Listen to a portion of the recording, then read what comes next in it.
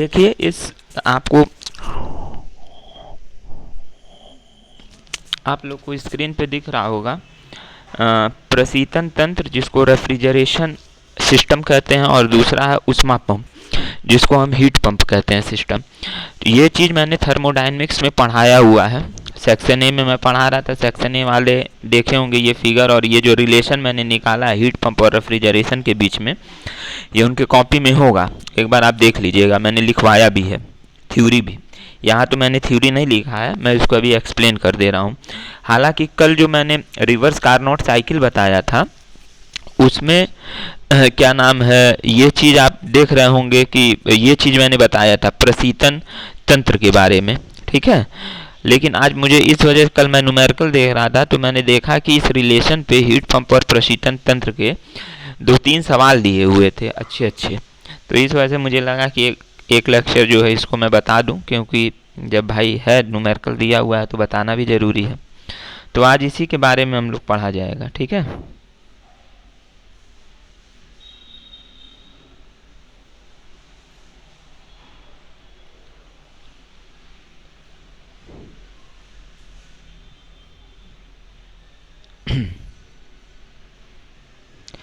यहाँ पे देखो नोट्स, मैं जैसे ही ये चैप्टर ख़त्म हो जाएगा मैं इस चैप्टर का नोट्स आप लोग को प्रोवाइड कर दूंगा, ठीक है।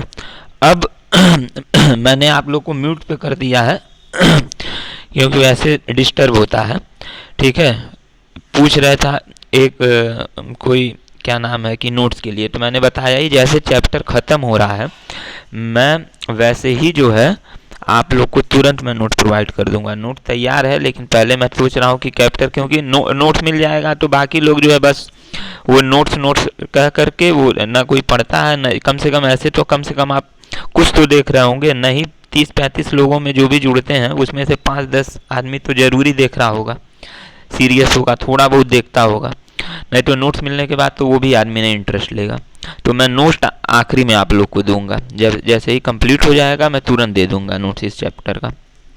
अब देखो पहला क्या है, प्रशीतन तंत्र, जिसको हम कहते हैं रेफ्रिजरेशन सिस्टम। रेफ्रिजरेशन सिस्टम में होता क्या है, कल मैंने जब रिवर्स कार्नोट साइकिल में पढ़ा रहा था तो उसमें ये क्या कहते हैं, मैंने इस चीज़ को थोड़ा सा समझा दिया था बस। आज इसके बारे में मैं ब्रीफली मतलब डिस्क्राइबली पूरा एक्सप्लेन करूंगा कि कैसे ये वर्क करता है। तो पहला हमारा जो है रेफ्रिजरेशन पंप, प्रशीतन तंत्र अगर हम देखें तो इसमें आप देखिए कि फिगर में आप देख रहे हैं कि एक प्रशीतक बना हुआ है, ठीक है।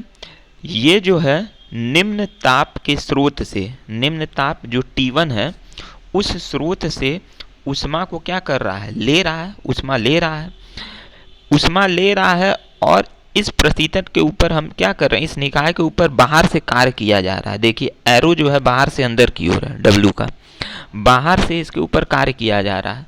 क्यों कार्य किया जा रहा है, क्यों कि ये उष्मागतिकी के नियम के विपरीत काम कर रहा है। भाई उष्मागतिकी का जो नियम है, द्वितीय नियम केल्विन प्लांक या क्लैसियस का, उसमें यही ना बोला है उष्मा जो है सदैव उच्च तापमान वाली वस्तु से निम्न तापमान वाली वस्तु की ओर जो है प्रवाहित होती है या स्थानांतरित होती है। जबकि हम यहाँ पे उष्मा क्या कर रहे हैं, निम्न ताप की वस्तु से ले रहे हैं। तो इस निम्न ताप की वस्तु से लेने के लिए हमको क्या है, सिस्टम निकाय के ऊपर जो है कार्य करना पड़ता है, अलग से कार्य करना पड़ता है, ठीक है। तो बाहर से कार्य हो रहा है प्रशीतक के ऊपर, रेफ्रिजरेटर के ऊपर। जब ये उष्मा ले रहा है, बाहर से कार्य हो रहा है, तो ये जो है उच्च ताप वाले परिशिष्ट या वातावरण जो हमारा सराउंडिंग है उसको Q2 उष्मा क्या कर दे रहा है, छोड़ दे रहा है, ले करके यहाँ से निम्न ताप वाले स्रोत से वातावरण में जिसका तापमान उच्च है, T2 हमने ले लिया है उच्च तापमान को, वहाँ पे क्या कर रहा है, उष्मा छोड़ दे रहा है, ठीक। अब इस फिगर में देखिए साइड में मैंने एक चीज़ लिखा है, क्या लिखा है, Q1 जो यहाँ से निम्न ताप से उष्मा लिया, और इसमें क्या जुड़ रहा है, बाहर से हम कार्य भी कर रहे हैं तो Q1 प्लस W, और इन दोनों के जोड़ से क्या मिल रहा है, जो उष्मा मिल रही है नई उष्मा, ठीक है, वो क्या मिल रही है Q2, जिसको कि हम क्या कर रहे हैं, उच्च तापमान के वातावरण में भेज दे रहे हैं, हाँ। निकाल दे रहे हैं। तो आपका एक इक्वेशन बन गया Q1 plus W equal to Q2। तो यहाँ से W की जो वैल्यू आपकी आ गई Q2 माइनस Q1 आ गया। ठीक, अब हम जानते हैं रेफ्रिजरेटर का निष्पादन गुणांक क्या होता है। देखो COP, यहाँ R का मतलब है रेफ्रिजरेटर, तो COP R जो है वो क्या होता है, जो निम्न ताप से जो ली गई ऊष्मा है भाई, जो प्रशीतन प्रभाव, COP का जो एक्चुअल फॉर्मूला है क्या होता है, प्रशीतन प्रभाव बटे किया गया कार्य। तो प्रशीतन प्रभाव किसके कारण हो रहा है, जो हम निम्न ताप से हम जब ऊष्मा ले रहे हैं तो वही ना प्रशीतन प्रभाव हो रहा है भाई। Q1 के ही के कारण तो जो है निम्न ताप वाला स्रोत का तापमान निम्न बना ही रह रहा है, वहाँ से ऊष्मा ले ली जा रही है तो उसका तापमान निम्न बना रह रहा है। तो प्रशीतन प्रभाव हमारा क्या हो गया, रेफ्रिजरेटिंग इफेक्ट Q1 हो गया।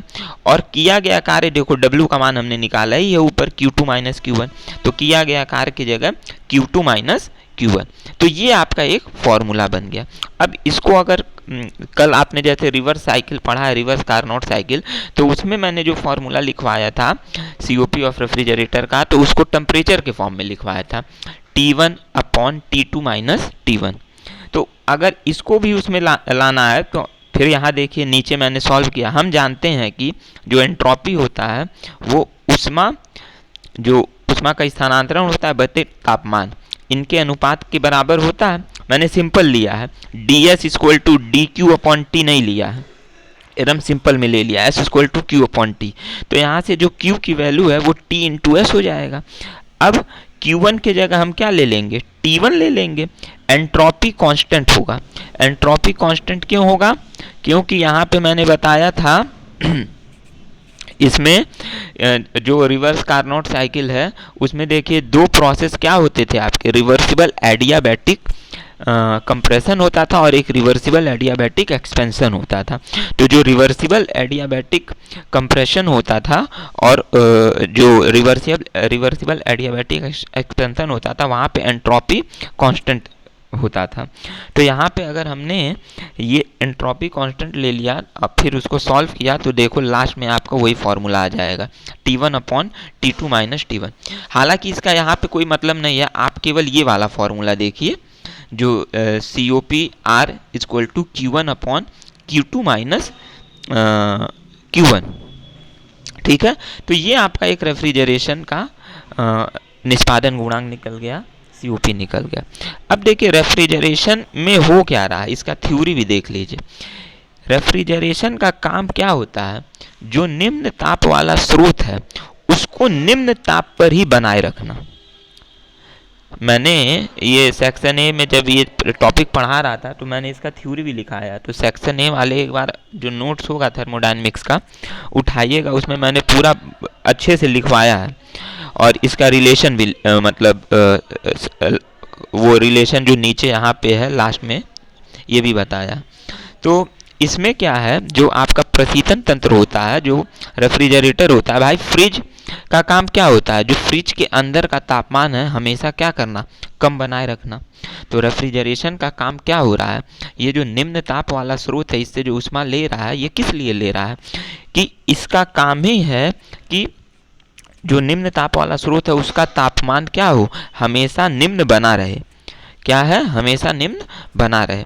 तो यहाँ पे हम इसका मोटिव क्या है रेफ्रिजरेटर का, कि जो स्रोत है हमारा जिसका तापमान कम है पहले से, उसके तापमान को हमको हमेशा ही कम बनाए रखना है। इसीलिए वो ऊष्मा क्या ले रहा है, उससे स्रोत से ले रहा है, एब्जॉर्ब कर ले रहा है, अवशोषित कर ले रहा है। ठीक, तो ये इंपॉर्टेंट है। अगर मान लीजिए आपको इसके बारे में शॉर्ट नोट लिखने के लिए आ गया, बड़ा इंपॉर्टेंट टॉपिक है, अगर शॉर्ट लिखने के लिए आ गया तो आप फिगर बना लीजिए, ये वाला आप जो है फॉर्मूला लिख लीजिए COP R equal to Q2 minus Q1 upon Q2 minus Q1, ये हो गया। अब इसमें थ्योरी क्या लिखेंगे, तो लिखेंगे कि प्रशीतक तंत्र, रेफ्रिजरेशन सिस्टम एक ऐसा सिस्टम होता है जिसमें ऊष्मा निम्न ताप वाले स्रोत से निम्न ताप वाले स्रोत से ऊष्मा अवशोषित की जाती है तथा निकाय के ऊपर बाह्य कार्य करके ऊष्मा को उच्च ताप वाले तापमान उच्च ताप वाले वातावरण में भेजा जाता है या निष्कासित किया जाता है। इस रेफ्रिजरेशन तंत्र जो प्रशीतन तंत्र है, रेफ्रिजरेशन सिस्टम है, इसका मुख्यतः उद्देश्य यह होता है कि निम्न ताप वाले स्रोत का तापमान निम्न ही बना रहे, निम्न ही बना रहे। उसका लो टेम्परेचर वाला जो स्रोत है, मतलब सोर्स है, लो टेम्परेचर सोर्स का जो तापमान है, टेम्परेचर है, वो क्या हो, हमेशा लो पर ही रहे। ठीक है, इसका मेन उद्देश्य यही होता है। ठीक, तो उम्मीद है रेफ्रिजरेशन का उद्देश्य क्लियर हो गया होगा। रेफ्रिजरेशन का उद्देश्य, प्रशीतन तंत्र का उद्देश्य क्या है? प्रशीतन तंत्र का उद्देश्य यही है कि निकाय जो है अंदर, जिससे वो ऊष्मा ले रहा है, अब यहाँ निम्न ताप वाले स्रोत से ऊष्मा ले रहा है, तो इस स्रोत का तापमान क्या हो, हमेशा ही निम्न बना रहे। तो हमेशा निम्न बना रहे, इसके लिए हम क्या कर रहे हैं, उससे लगातार ऊष्मा ले रहे हैं। जैसे ही वो गर्म हो रहा है थोड़ा भी, हम उससे ऊष्मा क्या कर ले रहे हैं, ले रहे हैं। ठीक है, तो इस कारण इसका यही मोटिव है कि जो निम्न ताप वाला स्रोत है उसका तापमान निम्न बना रहे। ठीक है, तो ये आपका हो गया प्रशीतन तंत्र। अब हम दूसरा टॉपिक बात कर रहे हैं ऊष्मा पंप, जिसको हम इंग्लिश में कहते हैं हीट पंप। ऊष्मा पंप को क्या कहते हैं, हीट पंप। अब देखो कुछ लोग जो पढ़े होंगे उनको याद आ रहा होगा ये सब चीज़ें। ठीक है, अब हीट पंप, अब हीट पंप में भी इसी टाइप का फिगर है। अब यहाँ HP का मतलब क्या हो गया, हीट पंप। ठीक है, यहाँ पे देखिए यहाँ पे क्या है,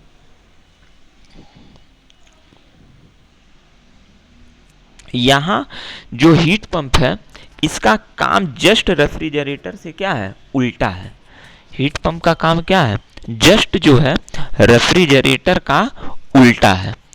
वहाँ पे रेफ्रिजरेटर में क्या था, निम्न ताप के स्रोत से हम ऊष्मा ले रहे थे और उच्च ताप के वातावरण में उसको छोड़ दे रहे थे। यहाँ पे आप फिगर में देखिए निम्न ताप का वातावरण है। ठीक है, अब यहाँ से हम ऊष्मा ले रहे हैं और उसको हम क्या कर रहे हैं, उच्च ताप वाले स्रोत में छोड़ रहे हैं। देखिए इस चीज को, चाहे वो प्रशीतन तंत्र है चाहे वो ऊष्मा पंप है, इन दोनों ही में आप एक समानता देखेंगे और एक भिन्नता देखेंगे। क्या देखेंगे, समानता क्या है, समानता ये दोनों ही जो है, चाहे वो प्रशीतन पंप, प्रशीतन यंत्र हुआ, रेफ्रिजरेशन सिस्टम हुआ, चाहे वो हीट पंप हुआ, ये दोनों ही ऊष्मागतिकी के द्वितीय नियम का विरोध कर रहे हैं। ऊष्मागतिकी का द्वितीय नियम क्या कहता है, ऊष्मा हमेशा उच्च तापमान से निम्न तापमान की ओर प्रवाहित होता है।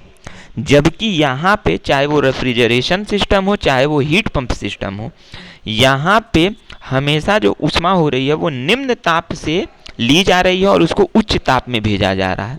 तो ये जो है इनमें समानता है। हीट पंप और रेफ्रिजरेशन में क्या है, यही समानता है। यहाँ हीट पंप में भी देखिए निम्न ताप वाला वातावरण से, यानी निम्न ताप ही है, निम्न ताप से ऊष्मा ली जा रही है, उसके ऊपर बाह्य कार्य किया जा रहा है और फिर उच्च ताप वाले स्रोत में भेजा जा रहा है। तो ये चीज़ तो सेम है कि ये ऊष्मागतिकी के द्वितीय नियम का क्या कर रहा है, ऊष्मागतिकी के नियम का विरोध कर रहा है। ठीक है, ये ऊष्मागतिकी, ये दोनों ही ऊष्मागतिकी के नियम का क्या कर रहे हैं, विरोध कर रहे हैं। इसका उसका जस्ट उल्टा है। ठीक, अब दूसरा इसमें भिन्नता क्या है, तो भिन्नता ये है कि जो हमारा रेफ्रिजरेशन सिस्टम है वो पर्टिकुलर एक जो है निकाय है छोटी, जैसे फ्रिज है। अब फ्रिज में हम एक पर्टिकुलर निश्चित जो हमारा क्षेत्र है, निश्चित आयतन है, उसको ही ठंडा कर रहे हैं ना। निम्न ताप, भाई उसके अंदर का तापमान निम्न है तो उसको हम निम्न बनाए रख रहे हैं उससे ऊष्मा अवशोषित करके। तो यहाँ पे जो निम्न तापमान है वो स्रोत है। ठीक है, और इसको हम भेज कहाँ रहा है, उच्च ताप वाले वातावरण में। मतलब यहाँ पे जो हमको तापमान वो करना है, जैसे जिस चीज़ का तापमान निम्न करना है उसका क्षेत्रफल, उसका एरिया क्या है, लिमिटेड है। जबकि उच्च ताप, यहाँ हीट पंप में क्या है, देखिए निम्न ताप वाला वातावरण है। अब वातावरण पहले से ही क्या है, ठंडा है, जैसे जाड़े के दिनों में वातावरण ठंडा रहता है, तो निम्न ताप वाले वातावरण से ऊष्मा ले करके उच्च तापमान वाले स्रोत में इसको ऊष्मा भेजना है। अब यहाँ पे क्या हो रहा है, जो ऊष्मा ली जा रही है, यहाँ पे जो आपका रेफ्रिजरेशन था, यहाँ पे जो ऊष्मा ली जा रही थी उसका क्षेत्रफल लिमिटेड हो सकता है, जैसे निम्न ताप वाला स्रोत। लेकिन यहाँ जो हीट पंप में है, यहाँ पे जो ऊष्मा ली जा रही है निम्न ताप वाला, ये वातावरण है, और वातावरण का आप लिमिट नहीं बता सकते हैं भाई। वातावरण भाई हमारे आसपास जो भी है वो वातावरण ही है, बस उसका तापमान निम्न है। तो इसका काम क्या होता है, उस निम्न ताप वाले वातावरण से ऊष्मा ले करके और जो भी हमको उच्च ताप पे हमारा स्रोत होता है, जो सिस्टम होता है, उसको दे देना होता है, जिससे कि वो अपना काम कर सके। हीट पंप का यूज भी भाई क्या किया जाता है, जैसे जो हीट है दोबारा, जैसे कि किसी भी चक्र में जब टेम्परेचर कम हो जाता है तो हीट पंप लगाया जाता है कि वो उस टेम्परेचर को दोबारा क्या करे, बढ़ाए। जैसे कंप्रेसर का काम होता है, उसी तरीके से ही कुछ हीट पंप का भी काम होता है, ठीक है। तो यहाँ पे देखिए हीट पंप में फिर से ये चीज़ तो क्लियर हो गया। इसमें समानता क्या है, समानता यही है कि ये दोनों ही ऊष्मागतिकी के नियम का विरोध कर रहे हैं। और असमानता क्या है कि रेफ्रिजरेशन में जो हम ताप में कमी कर रहे हैं स्रोत का, उसका जो है क्षेत्रफल या आयतन जो भी आप कहिए, वो एक लिमिटेड हो सकता है, मैं बोल रहा हूँ, होता नहीं है, ज़रूरी नहीं है कि सारा चीज़ फ्रिज। भाई फ्रिज का एक लिमिट है, कोल्ड स्टोरेज में आप जाइए उसका कुछ और लिमिट हो जाएगा। तो अलग अलग लिमिट है उनका, ठीक है। जैसे जिस तरह का प्रशीतन तंत्र होगा उस तरीके का वो होगा। जबकि पंप में क्या है, जहाँ से हम ऊष्मा ले रहे हैं निम्न ताप से, वो क्या है, वातावरण से ही हम ऊष्मा ले रहे हैं, निम्न ताप वाले वातावरण से ऊष्मा ले रहे हैं, जिसका अब हम कोई एरिया या आयतन जो है नहीं बता सकते, क्योंकि वातावरण तो पूरा फैला हुआ है, हमारे आसपास जो भी है वो वातावरण ही है, इन्वायरमेंटल हम लोग का एटमॉस्फेयर है। तो यहाँ पे निम्न ताप वाले वातावरण से ऊष्मा ली जा रही है। फिर देखो बाकी सारा प्रोसेस सेम है। निम्न ताप को मैंने फिर वही T1 ले लिया है, निम्न ताप से जो ऊष्मा ली जा रही है उसको Q1 ले लिया है। अब हीट पंप के ऊपर भी हम बाहर से काम कर रहे हैं, क्योंकि ये ऊष्मागतिकी के नियम का विरोध कर रहा है, उल्टा काम कर रहा है, तो हमको अलग से निकाय पर कार्य करना पड़ेगा, ठीक है, इसको कंप्लीट कराने के लिए सिस्टम जो प्रोसेस को। तो बाह कार्य हो रहा है, देखिए तीर जो है W का बाहर से अंदर की ओर है, और इन दोनों की सहायता से जो ऊष्मा मिल रही है Q2, अब इस उच्च ऊष्मा को ये कहाँ भेज रहा है, उच्च ताप वाले स्रोत में भेज रहा है, जहाँ इसकी रिक्वायरमेंट होगी, ठीक है। उच्च ताप वाले स्रोत का तापमान मैंने ले लिया T2। तो उम्मीद है ये चीज़ क्लियर हो गया होगा। अब यहाँ से जो W निकालेंगे, जैसे हमने ऊपर निकाला है, सेम उसी टाइप से हम निकालेंगे। जैसे यहाँ लिखा है ना Q1 plus W equal to Q2, तो W की वैल्यू क्या आ जाएगा, Q2 माइनस Q1। वैसे यहाँ पे भी हम कर लेंगे, क्योंकि यहाँ पे भी तो वही है, Q1 प्लस W। भाई Q1 भी H इसमें जा रहा है हीट पंप में, W भी जो है हीट पंप के ऊपर कार्य कर रहा है, बाह कार्य किया जा रहा है, तो ये दोनों का जोड़ जो होगा वो Q2 के बराबर हो जाएगा। तो यहाँ से जो कार्य किया गया है उसका मान क्या आ जाएगा, वही सेम जो रेफ्रिजरेशन वाला है, W2 minus W equal to Q2 minus Q1। अच्छा, अब हीट पंप के लिए जब हम COP निकालेंगे, निष्पादन गुणांक निकालेंगे, तो यहाँ पे भी निष्पादन गुणांक का तो फॉर्मूला क्या होता है, सेम ही होता है। निष्पादन गुणांक का फॉर्मूला यही होता है ना, रेफ्रिजरेटिंग इफेक्ट बटे जो आपका प्रशीतन प्रभाव बटे किया गया कार्य। लेकिन ये रेफ्रिजरेशन में होता है, क्योंकि रेफ्रिजरेशन का काम ही होता है कि निकाय को ठंडा करना, जिसको हमको करना है बंद निकाय को, उसको ठंडा करना।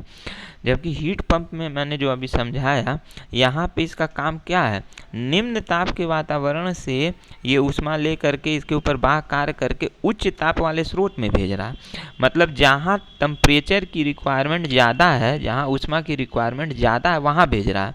तो यहाँ पे जो COP की वैल्यू हो जाएगी हीट पंप की, इसका जो डिज़ायर इफेक्ट होगा ये क्या होगा इसको आप ऐसे समझ सकते हैं, जैसे कि रेफ्रिजरेशन में मैंने बताया, रेफ्रिजरेशन का मुख्य उद्देश्य क्या है प्रशीतन तंत्र का, कि निम्न ताप वाले स्रोत का तापमान निम्न ही बना रहे। तो उसी तरीके से जब हीट पंप का उद्देश्य पूछेंगे तो हीट पंप का मुख्य उद्देश्य क्या है कि उच्च ताप वाला जो स्रोत है उसका तापमान उच्च ही बना रहे। जस्ट उल्टा हो गया अब रेफ्रिजरेशन का। रेफ्रिजरेशन में क्या था, प्रशीतन तंत्र में क्या था, निम्न ताप वाले स्रोत का तापमान हमेशा निम्न ही बना रहे। जबकि हीट पंप का उद्देश्य क्या है, जो आपका डिजायर इफेक्ट जिसको कहते हैं, प्रभाव क्या पड़ रहा है इसका हीट पंप का, जो उच्च ताप वाला स्रोत है उसका तापमान हमेशा ही क्या हो, उच्च ही बना रहे। तो यहाँ पे जो अब आ जाएगा, अब यहाँ पे जो COP का जो फॉर्मूला होगा हीट पंप के लिए, अब वो प्रशीतन प्रभाव न लिख करके अब हम लिखेंगे उष्मीय प्रभाव आप लिख दीजिए, या आप लिख लीजिए डिजायर्ड इफेक्ट।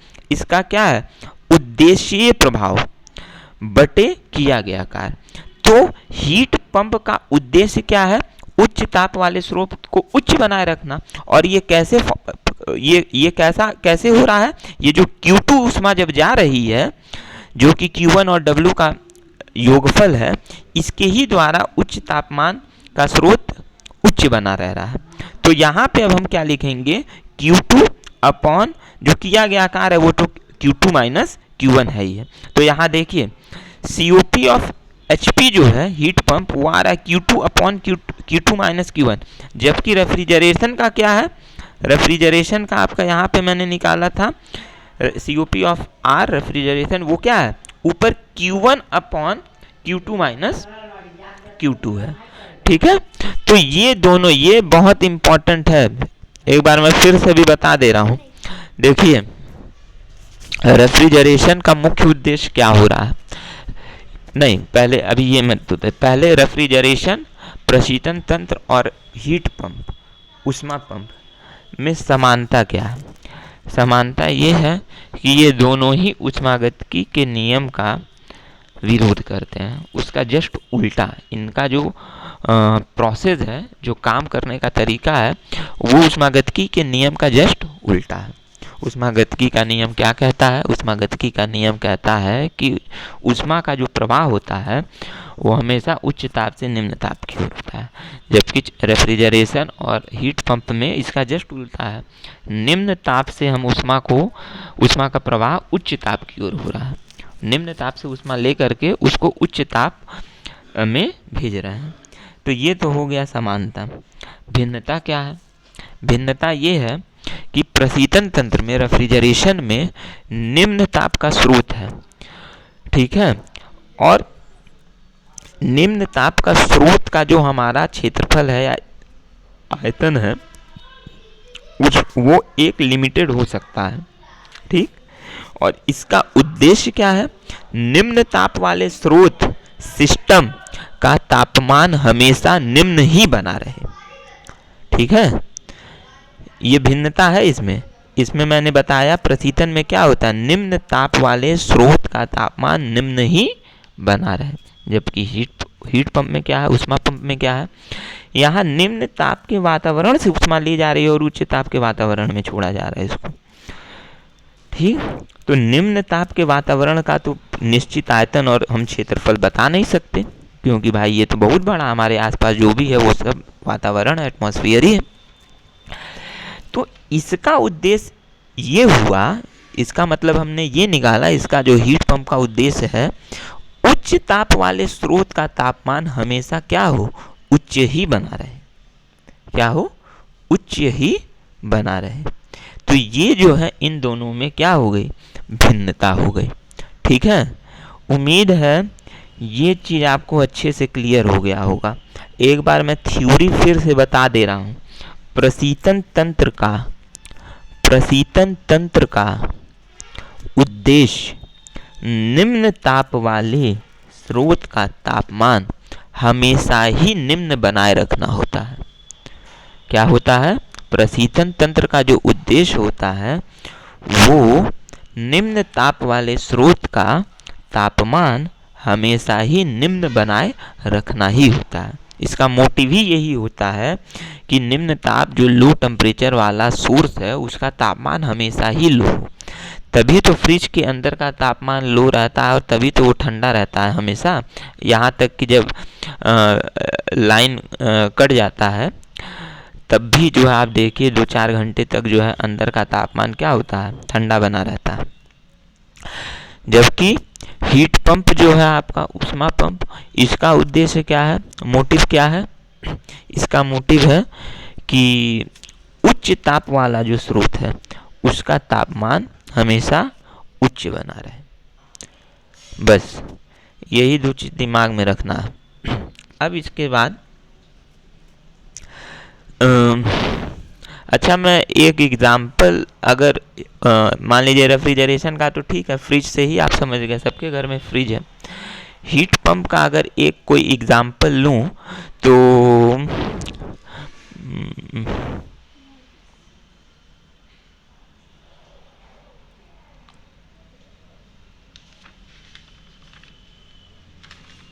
रुक जाइए 2 मिनट, में सोच के बता रहा हूँ।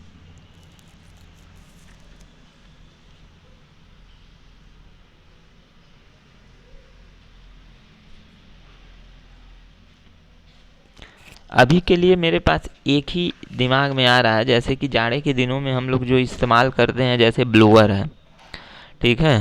तो ब्लोअर का जो इस्तेमाल करते हैं उसमें क्या होता है जाड़े के दिनों में कि जो एयर है एटमॉस्फेयर से, वो एयर क्या कर रहा है, ले रहा है थोड़ा सा, मतलब ये पूरी तरीके से तो नहीं है, एग्जैक्ट मुझे अभी कोई एग्जांपल याद नहीं आ रहा है, लेकिन इससे आपको थोड़ा सा आइडिया क्लियर होगा। भाई ब्लोअर का काम क्या होता है, एयर को एब्जॉर्व करता है, लेता है, ठीक है। तो भाई जाड़े के दिनों में एयर ले रहा है, तो इसका मतलब यही हो गया ना कि क्या नाम है, जाड़े के दिनों में जो आपका तापमान है वातावरण का वो कम होता है, तो यहाँ से जो एयर एब्जॉर्व कर रहा है जिसके कारण वो हीट भी एब्जॉर्व कर रहा है।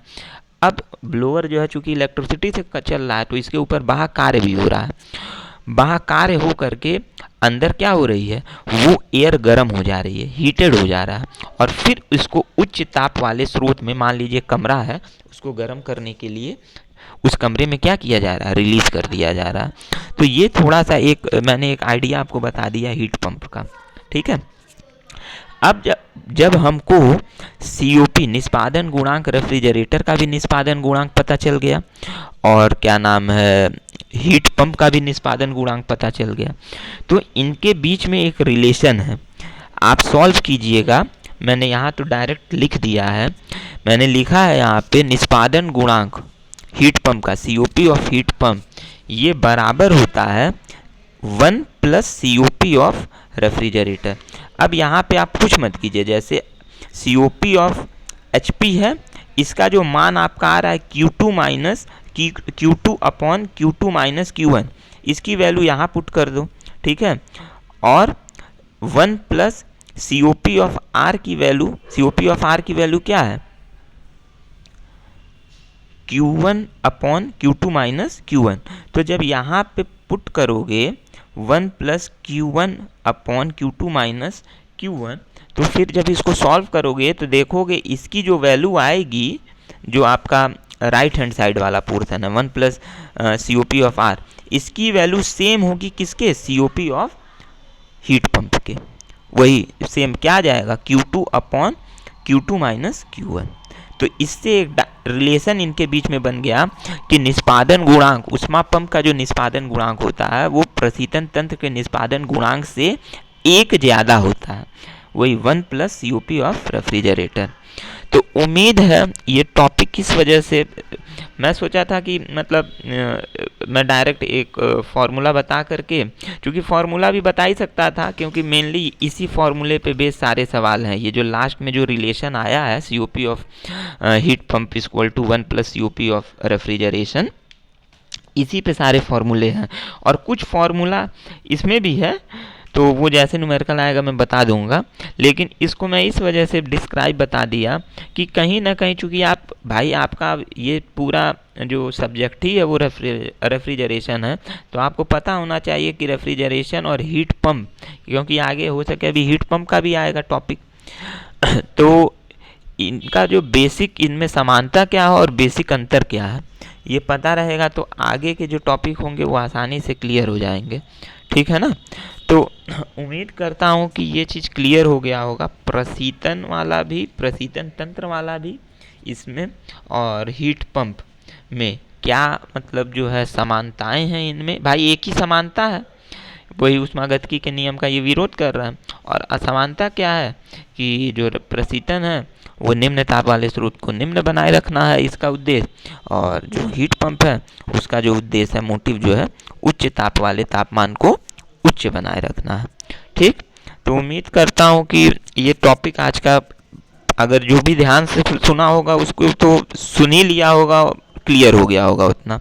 बाकी अगर आप चाहें तो भाई इसका स्क्रीनशॉट ले लीजिए, ये जो है स्क्रीनशॉट ले करके इसको खुद पे घर पे बैठ के जो है समझिए। अगर नहीं आ रहा है बाय द वे समझ में, कोई टॉपिक कोई पॉइंट फिर से फंस रहा है तो आप हम मुझसे फिर पूछिए तो मैं फिर से बता दूंगा।